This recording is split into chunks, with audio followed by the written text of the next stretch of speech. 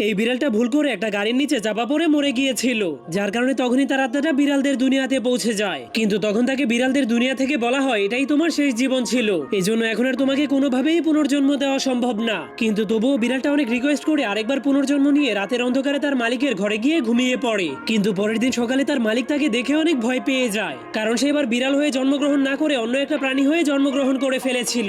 এরপর সে বাহিরে গিয়ে তার মালকিনের বয়ফ্রেন্ডের উপর আক্রমণ করে দেয়, কিন্তু তখনই ছেলেটা সেখান থেকে সরে যায়, যার কারণে সে সোজা গিয়ে একটা কারেন্টের তারের সাথে শক খেয়ে আবারও মরে যায়। কিন্তু এবার সে একটা ইঁদুর হয়ে পুনর্জন্ম নিয়ে পৃথিবীতে ফিরে আসার পর যখনই তার মালিকের ঘরে ঢোকার চেষ্টা করে, ঠিক তখনই একটা চিল এসে তাকে শিকার করে খেয়ে ফেলে। কিন্তু এরপর সে আবার একটা তেলাপোকা হয়ে পুনর্জন্ম নিয়ে যখনই তার মালিকের কাছে যাওয়ার চেষ্টা করে, ঠিক তখনই তার মালিক ভুল করে তাকে পাড়া দিয়ে মেরে ফেলে। এভাবেই সে বারবার পুনর্জন্ম নিয়ে তার মালিকের কাছে ফিরে যাওয়ার চেষ্টা করছিল, কিন্তু প্রতিবারই কোনো না কোনো বিপদে পড়ে তার জীবন চলে যেত।